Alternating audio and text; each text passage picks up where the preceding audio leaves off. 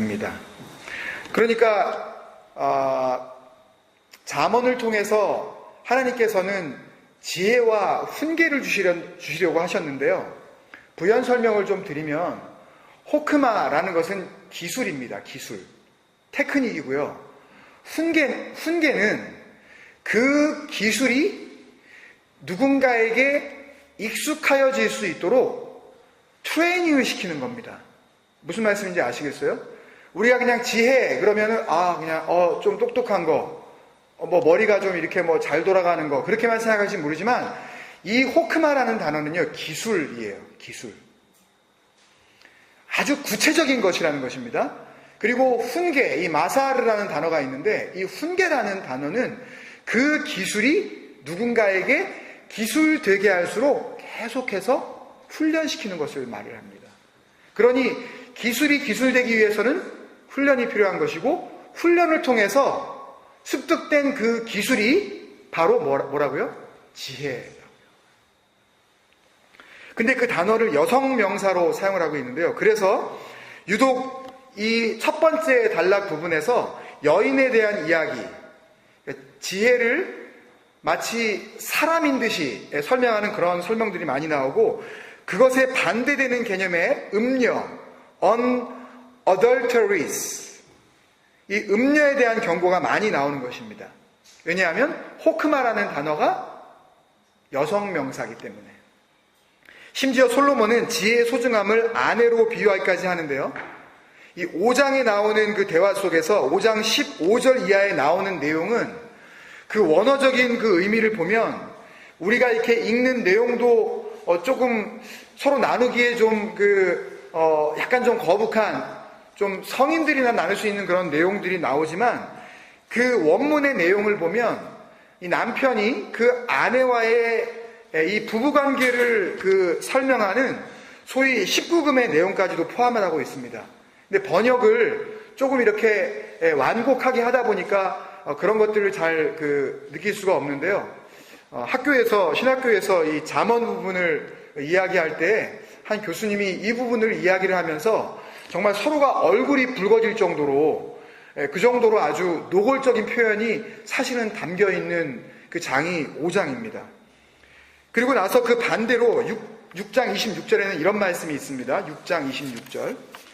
음녀로 말미암아 사람이 한 조각 떡만 남게 됨이며 다 없어지고 이제 떡 한 조각 남았다는 이야기입니다. 그리고 음란한 여인은 귀한 생명을 사냥함이라. 여기서 음녀는 표면상으로는 기생이라고 이렇게 드러났는데요.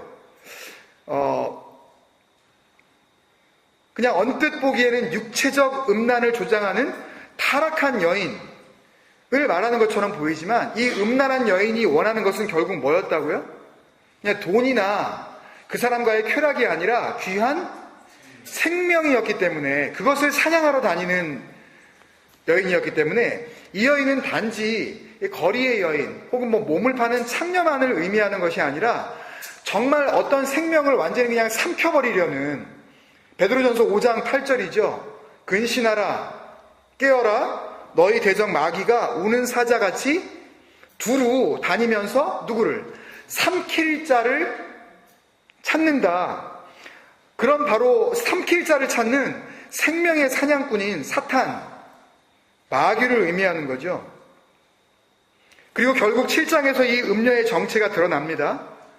지혜가 아내라면, 지혜가 그런 건강한 관계 속에서 누려야 할 아내라면 음녀는 이웃집 아내로 등장을 하네요. 7장 12절에 보면 이 음녀는 거리에서 광장 모퉁이에 서서 사람을 기다립니다. 근데 이 장소는요, 원래 아내인 지혜도 다니는 곳이었어요. 그러니까 지혜가 있는 곳에 누구도 와요? 음녀도 언제나 와 있는 겁니다, 여러분. 그리고 심지어 그 7장 14절에 보면 예배까지 드리고 왔다 그래요. 자기가 하나님 앞에 화목제를 드리고 이 fellow offerings도 드렸고 하나님과 화목하게 되었다는 거예요. 자기가 예배 드리는 자라고 고백을 하고 있고 심지어는 자기가 하나님 앞에 약속한 거 서원까지도 다 갚고 왔다고 이야기를 하고 있어요. 정말 신실한 모습을 보여주는 거죠. 하나님 앞에서 자신의 깨끗함, 사탄 마귀가 나타날 때 나 정말 마귀야, 나 사탄이야 라고 드러날 만큼 그렇게 우리에게 나타나는 것이 아니라 뭐로 가장한다고, 광명의 그 빛된 천사로 나타난다고 하는 것처럼 자기를 받아들여도 아무 문제가 없다고 아주 그럴듯한 근거들을 보여주고 있는 거죠. 지금 음녀는 자기 집으로 그 청년을, 이름 모를 청년을 유인을 합니다. 우리 집에서 파티가 있어, 같이 가자. 내가 침대까지 멋지게 준비해놨어. 17절에 보면은 이불에 뿌려놨다는 이 모략, 침향, 계피는 향수거든요. 근데 이 향수처럼 향기로운 그런 재료이기도 하지만 이런 것들은 언제 쓰기도 하는 건지 아십니까, 여러분? 사람이 죽었을 때 그 죽은 사람을 이렇게 그 냄새에서 어떻게 해서든지 좀 그것을 막아보기 위해서 뿌리는 그런 재료이기도 한 그 물질들이란 말이죠. 썩은 냄새를 가리는 이중적 의미입니다. 그러니까 그 향에 취하면 내 생명은 끝이야. 그 향기에 정신을 잃고 나면 너는 이제 끝이야 라고 지금 말하고 있는 거죠, 사실은 성경은. 근데도 청년은 이미 그 음녀의 말에 넘어가서 지금 그녀가 하는 말이 뭔지 알고 싶지도 않은 겁니다. 여러분, 그냥 그걸 하면 좋은 일이 생길 것 같고 그런 일을 하면 내가 위로받을 수 있을 것이라고 생각하는 것들이 우리 안에 있어요. 분명히 이게 아니라고 생각을 하면서도 내가 그걸 갖다가 확 붙잡아 버릴 수밖에 없는 그런 유혹이 우리 안에 있다니까요. 난 이렇게 하면, 그렇게 함으로써 나는 안식을 누리고 이것을 통해서 스트레스를 풀 수 있어. 나는 지금 너무너무 긴장해 있고 너무너무 내가 힘들기 때문에 뭐 이런 것도 좀 하고 뭐 이런 것도 좀 누리면서 그러면서 이 어려움을 내가 지혜롭게 넘어가야지 라고 하는 음녀들이 우리 안에 있다니까요. 이게 남 얘기가 아니에요. 뭐 음녀 그러니까 나는 한 번도 그런 여자 만나본 적이 없어.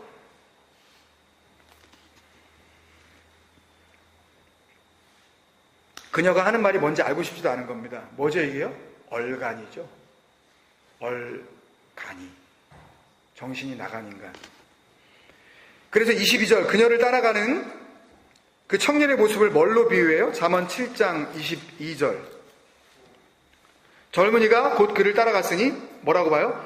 소가, 도살장, 도수장, 그 슬래터스 하우스, 이제 버처, 거기 가가지고 이제 다 이제 끝나는 거죠. 다 그 살이 뜯어지고 소가 도사장으로 끌려가는 것 같고 미련한 자가 벌을 받으려고 쇠사슬에 매이러 가는 것과 같도다. 이 말은 이해하시기 힘들지 모르지만 여기서 이 쇠사슬에 매이러 가는 것과 같도다라는 것은요, 사형수가 이제 목이 달려질 그 교수대로 지금 끌려가고 있다는 그런 의미의 표현입니다. 이때, 바로 이때 이제 완전히 그렇게 자기의 생명을 잃어버리게 되는 바로 그 순간에 8장에서 지혜의 여인이 나타나는 것입니다. 7장에서 음녀가 청년을 홀려서 데려갔는데 바로 그 다음 장에서 지혜의 여인이 등장하는 거죠. 마치 성경은 우리에게 유사품에 주의해라, 굉장히 비슷하다 라고 말하는 것 같지 않으세요? 비슷해 보여요. 언제나 둘은요, 음녀도 지혜가 다니는 곳에 똑같이 다니고요, 예배까지 드리고요, 순결한 척 위장까지 하니까 속기가 너무 쉬운 거예요.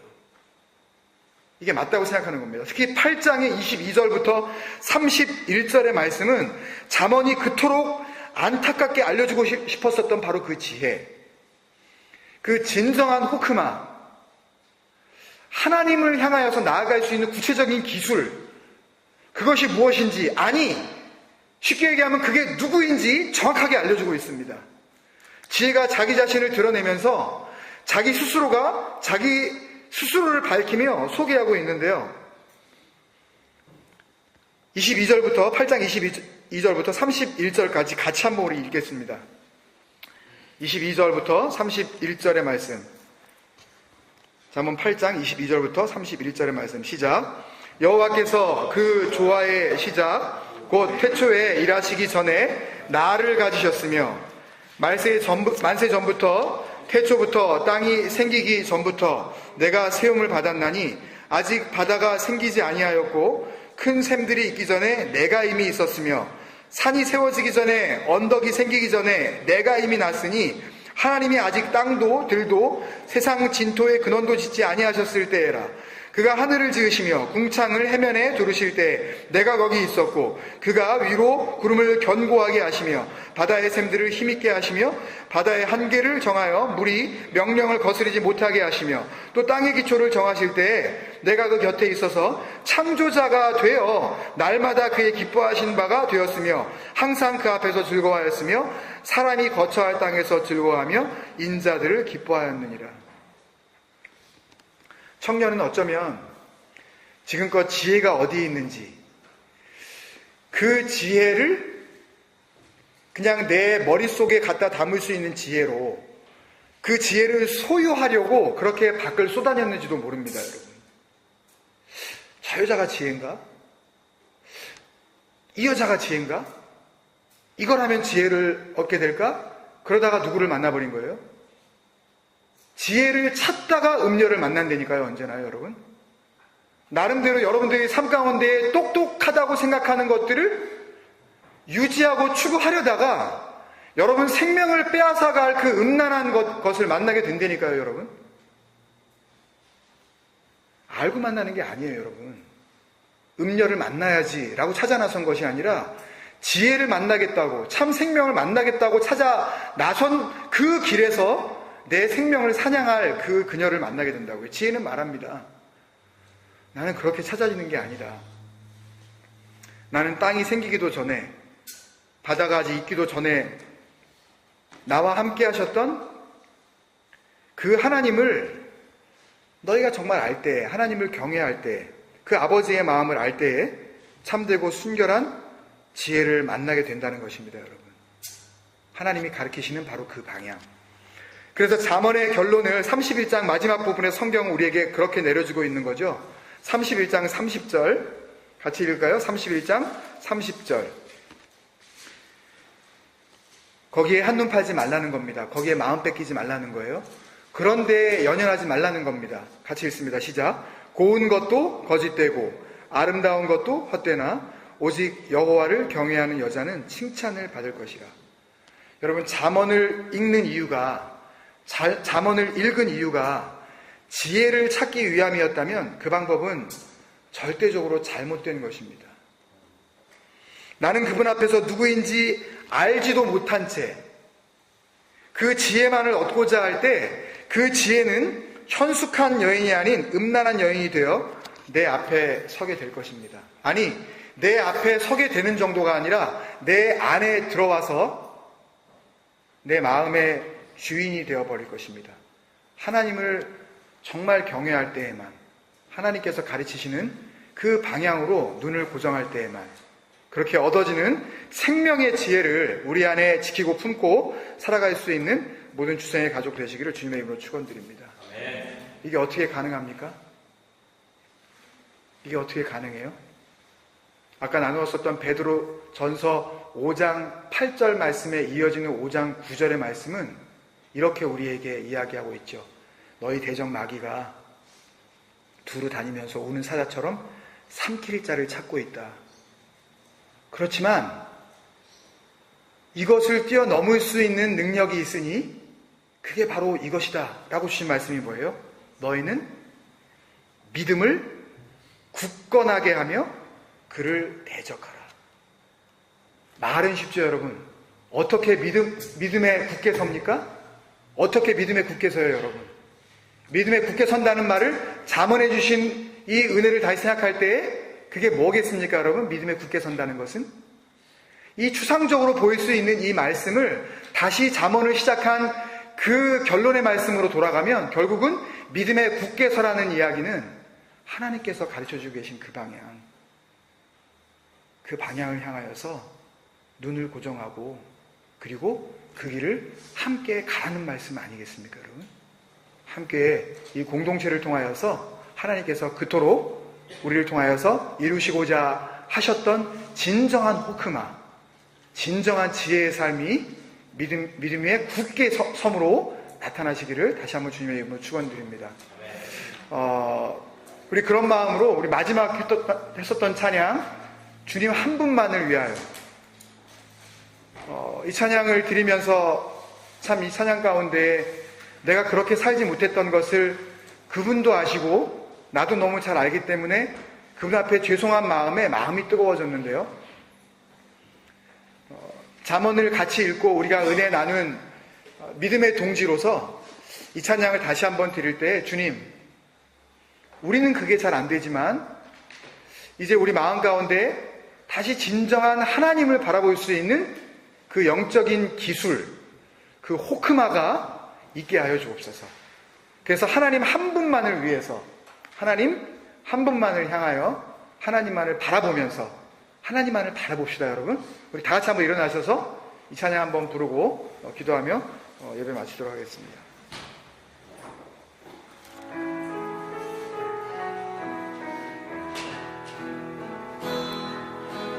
주님 한 분만을 위하여, 주님 한 분만을 향하여, 주님 한 분만을 향하여, 눈 돌리고 있던 모든 것들을 다 놓아놓고 한 분만을 바라며 내 영혼이 찬양 드려요. 온이 찬양 드. 우리 한 번 더 주님 한 분만을 위하여. 정말 그렇게 사시기 원하십니까, 여러분? 만을 위하여. 이 길이 아니면 다른 길은 없습니다, 여러분. 주님 한 분만을 향하여. 그 의의 길, 주님이 먼저 가신 그 생명의 길, 내 영혼이 찬양 드려요. 무엇이 나를, 나를 향한 주님 사랑 빼앗으리요. 그 무엇이 주님 향한 나의 사랑 빼앗으리. 우리 한번 간절히 그 무엇이 나를 향한 그 무엇이 나를 향한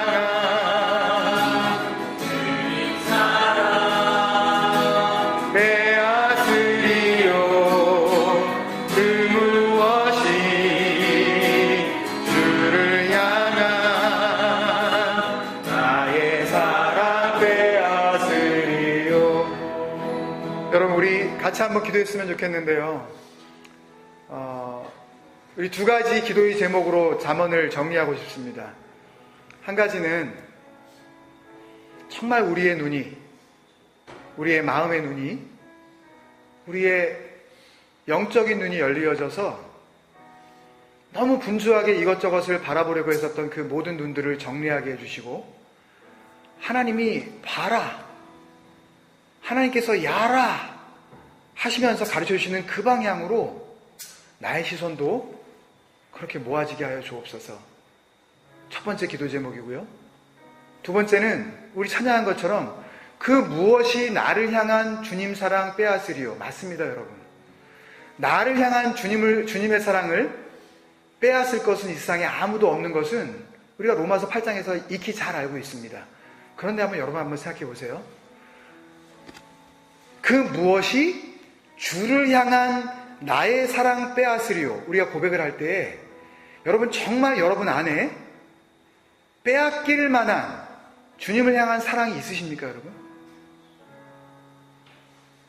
아예 빼앗을 필요도 없는, 아예 그 사랑이, 주님을 향한 사랑도 없는 그 마음을 사탄이 무엇 때문에 힘들어서 유혹하겠습니까, 여러분? 그냥 가만히 놔둘 거예요. 삼킬 필요도 없는 것이고 손댈 필요도 없는 것입니다. 왜? 주를 향한 그 사랑이 없으니까. 그렇다면 두 번째 기도 제목은 분명해집니다.